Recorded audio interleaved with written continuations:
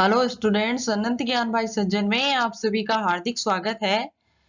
आज हम class 11th Hindi book जो वितान नाम की बुक है उसका चैप्टर फर्स्ट जिसका नाम है भारतीय गायिकाओं में बेजोड़ लता मंगेशकर, उसके प्रश्नाभ्यास हल करेंगे। तो सबसे पहला प्रश्न है, लेखक ने पाठ में गानपन का उल्लेख किया है, पाठ के संदर्भ में स्पष्ट करते हुए बताएं कि आपके विचार में इसे प्राप्त करने के लिए किस प्रकार के अभ्यास की आवश्यकता है। इसका उत्तर है, गानपन का शाब्दिक अर्थ है वह गायकी जो एक आम इंसान को भी भाव विभोर कर दे। वास्तव में यह कला लता जी में ही है। गीत को गाने में मन की गहराइयों से भाव पिरोए जाएं, यही उनका प्रयास रहता है। इस प्रयास में उन्हें काफी हद तक सफलता भी मिली है। जिस प्रकार एक मनुष्य के लिए मनुष्यता का होना जरूरी है, उसी प्रकार संगीत के लिए गानपन होना बहुत जरूरी है, अर्थात ऐसी गायकी जो कि मनुष्य को भाव विभोर कर दे। लता जी की लोकप्रियता का मुख्य कारण यही गानपन है। यह गुण अपनी गायिका में लाने के लिए गायक को भरपूर रियाज करना चाहिए। साथ ही गीत के बोल स्वरों के साथ साथ भाव में भी पिरोए जाने चाहिए। गानों में गानपन के लिए स्वरों का उचित ज्ञान के साथ साथ स्पष्टता व निर्मलता भी होनी चाहिए। स्वरों को जितना स्पष्ट व निर्मल उच्चारण होगा, संगीत उतना ही मधुर होगा। रसों के अनुसार उनकी लयात्मकता भी होनी चाहिए। स्वर, लय, ताल, उच्चारण आदि का सूक्ष्म ज्ञान प्राप्त कर उनको अपने संगीत में उतारने का प्रयास करना चाहिए। प्रश्न नंबर 2 है, लेखक ने लता जी की गायिका की किन विशेषताओं को उजागर किया है? आपको लता की गायिका में कौन सी विशेषताएं नजर आती हैं? उदाहरण सहित बताएं। उत्तर है, लेखक ने लता की गायिका की निम्नलिखित विशेषताओं को उजागर किया है। पहला है सुरीलापन।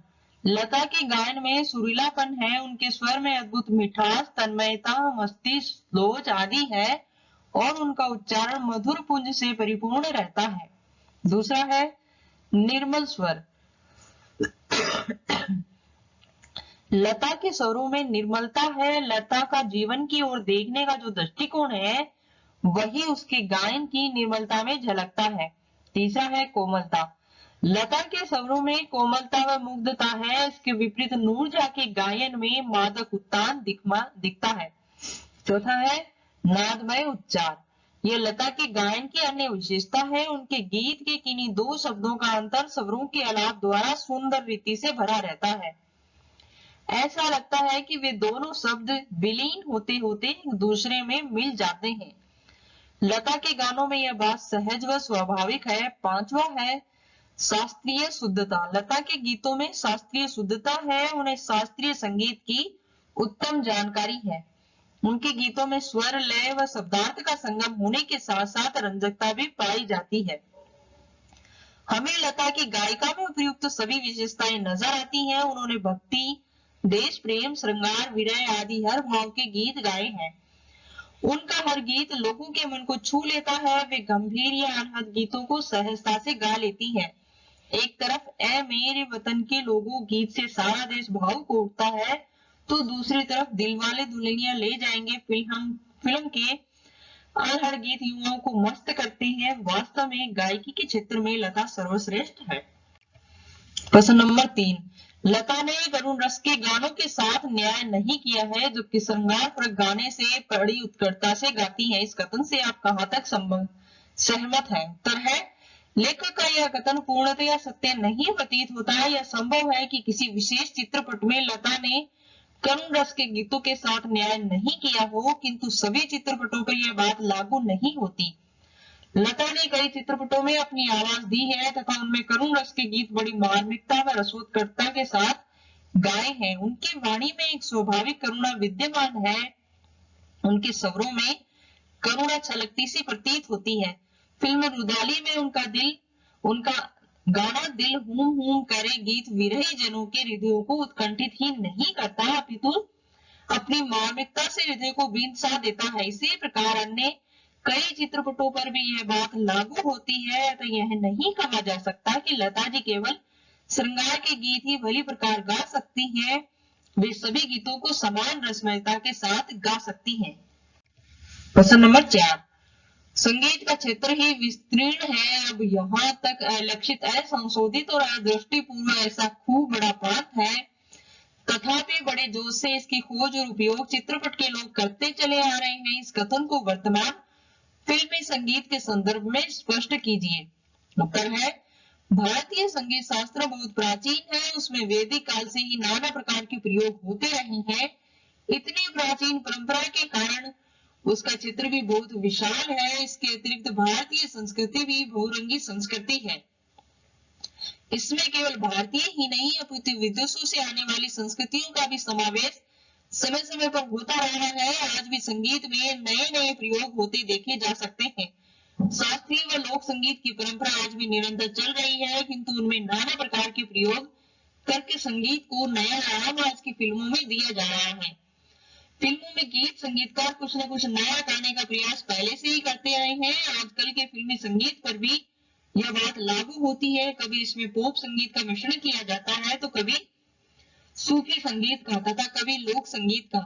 लोक संगीतों में अनेक प्रांतों के संगीत को आधार बनाकर नए नए गीतों की रचना कर उन पर संगीत दिया जाता है। इसका फिल्मकार लोग बहुत जोर शोर से प्रचार भी करते हैं। इस प्रकार वर्तमान फिल्मी संगीत में भी नए प्रयोगों के माध्यम से संगीत का विस्तार हो रहा है। प्रश्न नंबर 5 है, चित्रपट संगीत ने लोगों के कान बिगाड़ दिए हैं। अक्सर यह आरोप लगाया जाता रहा है। इस संदर्भ में कुमार गंधर्व की राय और अपनी राय लिखें। उत्तर है, शास्त्रीय संगीतकारों का एक बहुत बड़ा वर्ग हमारे देश में रहता है। शास्त्रीय संगीत की परंपरा बहुत प्राचीन व उत्कृष्ट है। शास्त्रीय संगीत में प्रत्येक राग के अनुसार उनका स्वर, लय, ताल आदि निश्चित होते हैं। उनमें थोड़ा सा भी परिवर्तन असहनीय होता है। लोक संगीत या फिल्मी संगीत स्वर, लय, ताल आदि के संबंध में इतना सख्त रवैया नहीं रखता। इसमें जो भी श्रोताओं को आह्लादित करे वही श्रेष्ठ समझा जाता है। इसे सीखने के लिए भी शास्त्रीय संगीत की तरह वर्षों के अभ्यास की जरूरत नहीं होती। शास्त्रीय संगीत के आचार्य चित्रपट या फिल्मी संगीत पर यह दोष मढ़ते रहते हैं कि उसने लोगों के कान बिगाड़ दिए हैं, अर्थात उसके कारण लोगों को केवल कर्ण प्रिय धुनें सुनने की आदत पड़ गई है। इस विषय में कुमार गंधर्व का मत है कि वस्तुतः फिल्मी संगीत ने लोगों के कान बिगाड़े नहीं अपितु सुधारे हैं। आज फिल्मी संगीत के कारण एक साधारण श्रोता भी स्वर, लय, ताल आदि के विषय में जानकारी रखने लगा है। लोगों की रुचि संगीत में बढ़ी है। शास्त्रीय संगीत के काल में कितने लोग संगीत का ज्ञान रखते थे, कितने लोग उसके दीवाने होते थे, अर्थात बहुत कम। आज लोग केवल फिल्मी संगीत ही नहीं शास्त्रीय संगीत की ओर भी मुड़ने लगे हैं। यह भी फिल्मी संगीत के कारण ही संभव हुआ है। हमारा मत भी कुमार गंधर्व से मिलता है। हमारा भी यही मानना है कि आज के फिल्मी संगीत के कारण ही शास्त्रीय संगीतकारों की पूछ बढ़ी है। जब उन्हें फिल्मों में संगीत देने का कार्यक्रम प्रस्तुत करने का अवसर मिलता है तो लाखों लोग उन्हें पहचानते हैं। अतः फिल्मी संगीत पर उपयुक्त दोष लगाना उचित नहीं है। प्रश्न नंबर 6, शास्त्रीय एवं चित्रपट दोनों तरह के संगीतों के महत्व का आधार क्या होना चाहिए? कुमार गंधर्व की इस संबंध में क्या राय है? स्वयं आप क्या सोचते हैं? उत्तर है, कुमार गंधर्व का स्पष्ट मत है कि चाहे शास्त्रीय संगीत हो या फिल्मी संगीत, वही संगीत अत्यंत महत्वपूर्ण माना जाएगा जो रसिकों या श्रोताओं को अधिक आनंदित कर सकेगा। वस्तुतः यह तथ्य बिल्कुल सही है कि संगीत का मूल ही आनंद है। संगीत की उत्पत्ति उल्लास से हुई है। श्रोता भी संगीत अपने मनोविनोद के लिए अर्थात मनोविनोद के लिए ही सुनते हैं, न कि ज्ञान के लिए। अतः संगीत का चरम उद्देश्य आनंद की प्राप्ति है। जो भी संगीत श्रोताओं को अधिक से अधिक आनंदित करेगा वही अधिक लोकप्रिय भी होगा, अतः उसी को अधिक महत्व भी श्रोताओं द्वारा दिया जाएगा। यह बात संगीत ही नहीं अन्य सभी कलाओं पर भी लागू होती है। शास्त्रीय संगीत भी रंजक या आनंददायक न हो तो वह बिल्कुल नीरस ही कहलाएगा। कुछ कर ले सोचने के लिए।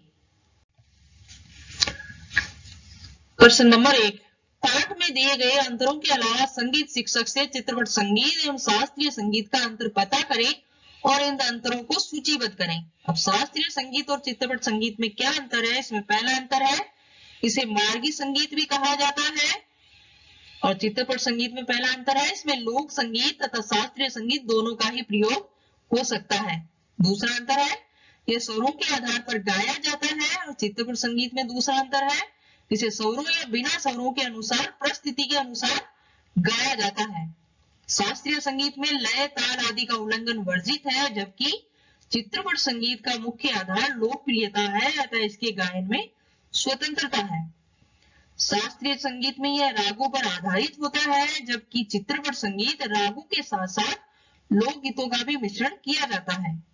शास्त्रीय संगीत में आरोह, अवरोह आदि पर विशेष ध्यान दिया गया है, जबकि चित्रपट संगीत में कर्णप्रियता पर अधिक ध्यान दिया जाता है। शास्त्रीय संगीत में हास्य रस का अभाव रहता है, जबकि चित्रपट संगीत में फिल्मी संगीत, हास्य प्रधान गीतों का भी गायन भी खूब होता है। प्रश्न नंबर 2 है, कुमार गंधर्व ने लिखा है, चित्रपट संगीत गाने वालों को शास्त्रीय संगीत की उत्तम जानकारी होना आवश्यक है। क्या शास्त्रीय मानकों को भी चित्रपट संगीत से कुछ सीखना चाहिए? कक्षा में विचार विमर्श करें।